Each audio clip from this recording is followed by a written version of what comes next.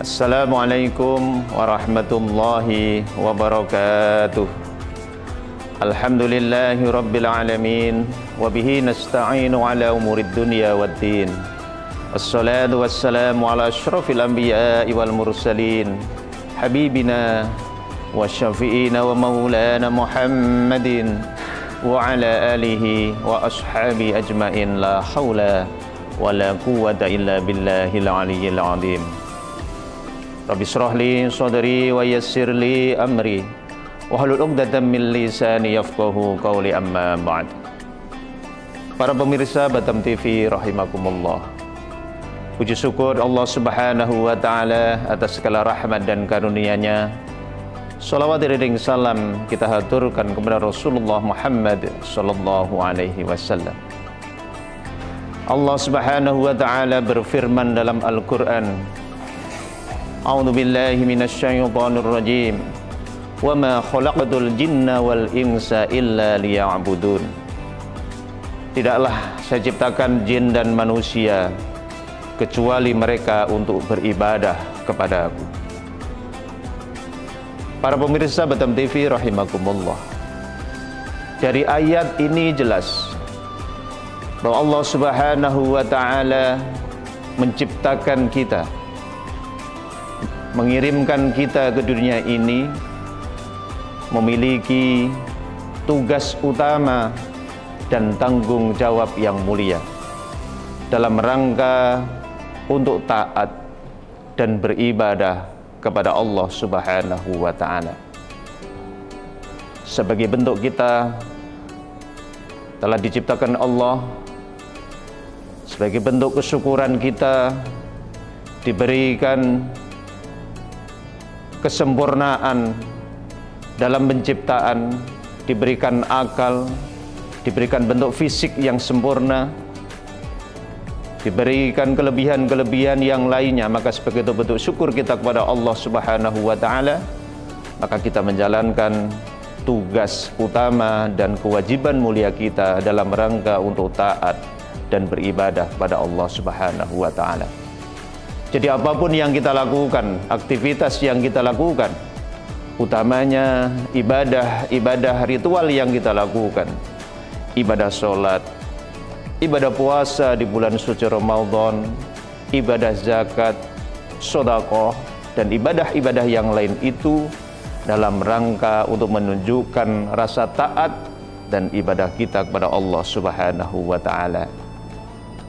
Makin meningkat, makin baik, makin berkualitas ibadah kita kepada Allah, maka akan menunjukkan tingginya rasa taat kita dan ibadah kita kepada Allah Subhanahu wa taala. Para pemirsa Batam TV rahimakumullah. Kemudian yang kedua, ibadah yang kita lakukan, baik ibadah mahdhah, ibadah sholat, ibadah zakat, ibadah puasa, dan ibadah-ibadah sosial lainnya, juga dalam rangka untuk mengimplementasikan, membuktikan rasa keimanan kita kepada Allah Subhanahu wa taala. Iman tidak hanya dalam hati, iman tidak hanya tersembunyi dalam lubuk yang mendalam sebagai sebuah keyakinan semata, tapi harus ditunjukkan, diimplementasikan dengan amal-amal perbuatan yang nyata dan ibadah-ibadah yang kita lakukan. Jadi semakin meningkat, semakin baik keimanan seseorang kepada Allah Subhanahu wa taala, tentunya berkorelasi positif terhadap amalan ibadah yang dilakukan. Begitu juga sebaliknya. Bila seseorang makin meningkat kualitas ibadah sholatnya, makin baik kualitas ibadah puasanya, maka menunjukkan semakin tinggi kualitas iman seseorang kepada Allah Subhanahu wa taala. Kemudian yang ketiga, ibadah-ibadah yang kita lakukan dalam rangka untuk meningkatkan rasa takwa kita kepada Allah Subhanahu wa taala. Para pemirsa Batam TV rahimakumullah.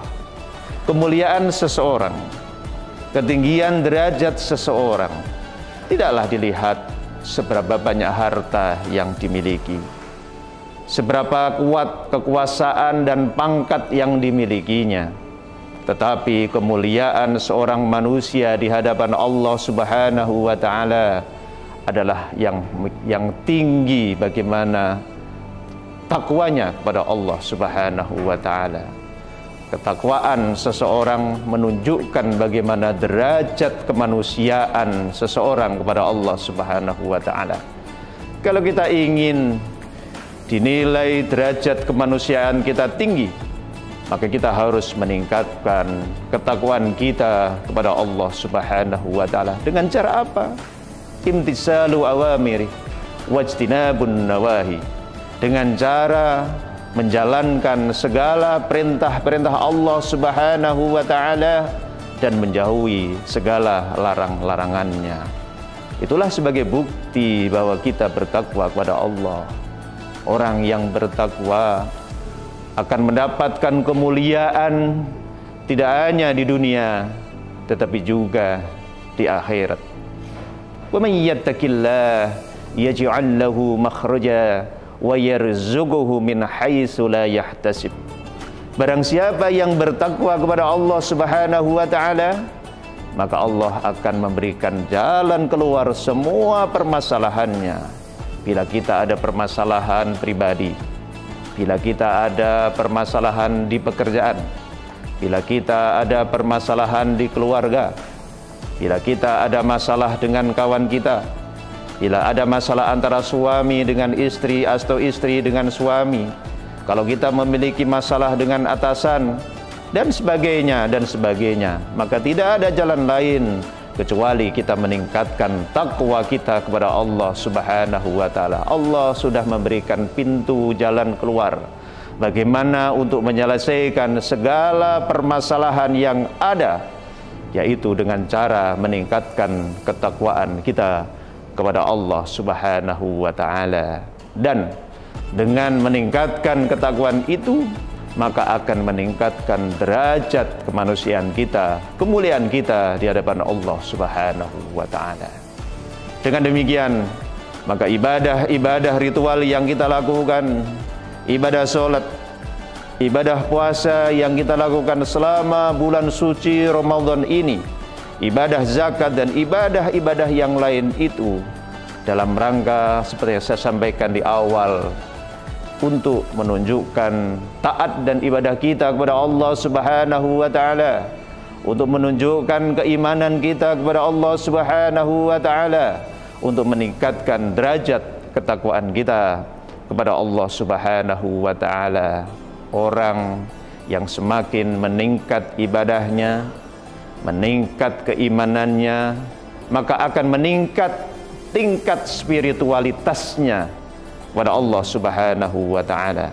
Kalau sudah meningkat daya spiritualitasnya, maka dia akan kuat mentalitas dia, akan semakin kuat karakter dia. Dia akan menjadi pribadi-pribadi yang tangguh, pribadi-pribadi yang tanggap dan tahan terhadap segala permasalahan dan godaan, siap menghadapi segala permasalahan. Pribadi-pribadi yang jujur, pribadi-pribadi yang disiplin, pribadi-pribadi yang memiliki akhlak dan pribadi yang baik. Dengan kata lain, dengan ibadah yang dilakukan dengan baik, semakin berkualitas, akan meningkatkan kesolehan pribadi seseorang.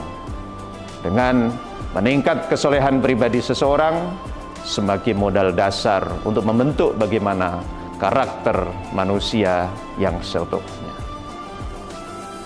Itulah sebagai hikmah awal bagaimana kita untuk meningkatkan ibadah kita kepada Allah Subhanahu wa taala, tidak lain bagaimana kita menguatkan spiritualitas kita kepada Allah Subhanahu wa taala. Para pemirsa Batam TV rahimakumullah, kita akan kembali lagi dalam program Tasbih Idul Fitri sebentar lagi, sesaat lagi.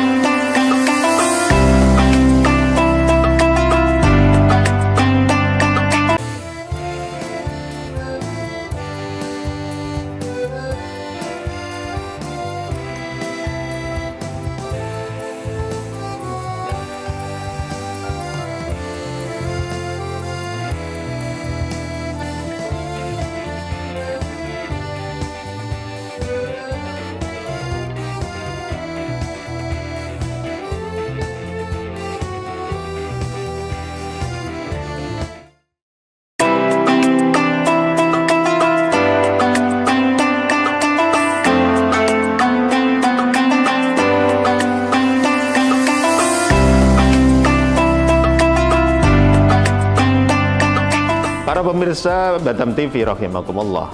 Baik, kita lanjutkan program Tasbih Idul Fitri dalam topik kesolehan pribadi dan kesolehan sosial. Jadi di sesi pertama saya jelaskan tentang bagaimana ibadah yang kita lakukan memiliki dimensi bagaimana menguatkan kesolehan pribadi seseorang. Bahwa ibadah yang dilakukan, ibadah ritual yang dilakukan, ibadah sholat, ibadah puasa, bulan puasa kita full melaksanakan ibadah sholat tarawih, membaca Al-Quran, dan yang lakukan ibadah-ibadah yang lain dalam rangka untuk meningkatkan spiritualitas kita, taqarrub kita kepada Allah Subhanahu wa Ta'ala, dalam rangka untuk menguatkan spiritualitas pribadi. Namun demikian, para pemirsa Batam TV rahimakumullah, semua ibadah yang kita lakukan tidak hanya memiliki dimensi pribadi dan dimensi spiritual, tetapi juga memiliki dimensi sosial dan dimensi kemasyarakatan. Allah Subhanahu wa Ta'ala berfirman dalam Al-Quran, "Innas sholat tanha anil fahsya'i wal munkar," bahwa sesungguhnya sholat itu bisa mencegah perbuatan yang keji dan mungkar. Ibadah sholat tidak hanya sekedar kita memenuhi syarat rukun ketika kita melaksanakan sholat. Ibadah sholat tidak hanya ditunjukkan bagaimana kita melakukannya di masjid secara khusyuk sesuai dengan tuntunan bagaimana tata cara ibadah sholat. Tetapi ibadah sholat yang kita lakukan juga harus memiliki dampak setelah kita melaksanakan sholat. Setelah selesai di akhir bagian sholat, maka rukun terakhir adalah mengucapkan salam dengan menoleh ke kanan. Assalamualaikum warahmatullah. Itu menunjukkan apa?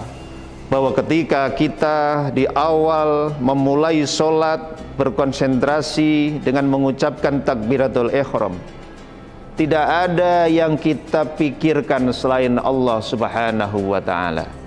Kita melaksanakan sholat dengan tumakninah, kita melaksanakan sholat dengan khusyuk dalam rangka untuk taqarrub dan berkomunikasi dengan Allah Subhanahu wa Ta'ala. Tetapi ingat, setelah selesai kita melaksanakan sholat, maka tolehlah ke kanan kita, tolehlah ke kiri kita dengan mengucapkan salam. Semoga keselamatan, kesejahteraan juga untukmu. Kepada siapa? Kepada para tetangga kita, kepada kawan kita, kepada sahabat kita. Bahwa artinya sholat ini membawa pesan bahwa setelah kita melaksanakan sholat, maka kita harus berbuat baik. Kita harus mendoakan yang baik kepada kawan-kawan kita, sahabat kita, dan keluarga kita. Jadi sholat yang baik tidak hanya dilihat ketika saat kita melaksanakan sholat. Ibadah sholat yang baik tidak hanya ketika kita kerjakan di dalam masjid dan di musola. Tetapi sholat yang baik juga harus memiliki dampak sosial ketika kita sudah keluar dari masjid, ketika kita sudah keluar dari musola, ketika kita sudah selesai melaksanakan ibadah sholat, maka kita harus juga berperilaku baik kepada kawan-kawan kita, kepada sahabat kita. Orang yang sholat dengan mengucapkan kalimat-kalimat thayyibah, rukun-rukun sholat kita ucapkan dengan baik, membaca Fatihah, maka lisan kita mengucapkan kalimah-kalimah yang baik. Seharusnya kalimat-kalimat yang baik, tutur-tutur kata yang baik, yang mengenakkan kepada tetangga, itu kita tunjukkan juga setelah kita melaksanakan ibadah sholat. Orang yang baik sholatnya, sesudah sholat dia harus baik kepada tetangganya. Dia harus mengucapkan kalimat-kalimat yang menyejukkan kepada kawannya, bukan pribadi-pribadi yang provokator. Kalimat-kalimatnya mengucapkan kalimat-kalimat ujaran kebencian, mengadu domba, suka berfitnah dan seterusnya. itu bukan ciri-ciri orang yang melaksanakan sholat secara baik. Para pemirsa Batam TV rahimakumullah. Jadi ibadah yang kita lakukan, yang dicontohkan tadi, ibadah sholat, harus memiliki dimensi selain dimensi spiritual, dimensi hablum minallah, taqarrub kita kepada Allah Subhanahu wa taala, juga harus memiliki dimensi sosial, hablum minan nas, harus memiliki hubungan yang baik kepada kawan-kawan, tetangga dan kerabat kita. Begitu juga ibadah yang lain yang kita lakukan. Misalkan selama sebulan Ramadan ini kita melaksanakan ibadah puasa. Mestinya ibadah puasa yang kita lakukan tidak hanya dalam rangka untuk menjalankan syariat semata, hanya untuk menggugurkan kewajiban semata, hanya menahan makan dan minum di siang hari. Tetapi dengan ibadah puasa yang kita lakukan juga harus memiliki dimensi sosial kemasyarakatan. Bukankah dengan puasa itu kita diajarkan kejujuran? Orang tidak tahu apakah kita di luar sana, di aktivitas di sana, sedang di luar kota dan yang lain, kita masih istiqomah untuk melaksanakan ibadah puasa. Hanya diri kita dan Allah yang tahu bahwa kita memang sedang berpuasa atau tidak. Berarti dengan kata lain, puasa memberikan pesan kejujuran, kejujuran secara pribadi. Kalau kejujuran pribadi ini kita bawa kepada masyarakat sesuai dengan bagaimana lingkup pekerjaan kita, maka akan berdampak kepada lingkungan kerja kita. Bukankah dengan ibadah puasa itu kita menahan lapar, menahan minum, merasakan kelaparan, menumbuhkan rasa empati kepada saudara-saudara kita yang memang berpuasa karena keadaan. Kita hanya tidak makan, tidak minum di siang hari, tapi kita bayangkan sahabat-sahabat kita, saudara-saudara kita yang kurang beruntung, berhari-hari, berminggu-minggu, kadang mereka tidak bisa makan. Hanya untuk sekedar makan, mereka tidak mampu karena kondisi. Nah, dengan puasa ini menumbuhkan rasa empati, rasa sosial, merasakan bagaimana laparnya keadaan. Bagaimana ketika kita lapar, ketika haus, kita rasakan, menumbuhkan rasa empati. Maka dengan demikian akan tumbuh rasa, selain rasa empati, maka kita akan menolong. Maka di bulan Ramadan ini juga kita disunahkan untuk memperbanyak sedekah, membantu orang lain dalam rangka sebenarnya implementasi dari ibadah puasa itu sendiri. Kita merasakan bagaimana susahnya saudara-saudara kita yang tidak makan berhari-hari, berminggu-minggu, maka menumbuhkan rasa sosial kita. Begitulah ibadah-ibadah yang lain. Seseorang yang melaksanakan ibadah haji dikatakan sebagai haji mabrur, tidak hanya terlihat ketika dia di Mekah, ketika dia di Madinah, dia menjalankan segala rangkaian rukun sunnah ibadah haji dan umroh. Dia tidak pernah melewatkan sholat jamaah di Masjidil Haram ataupun di Masjid Nabawi. Dia rutin dan rajin membaca Al-Quran di Masjidil Haram, di Masjid Nabawi.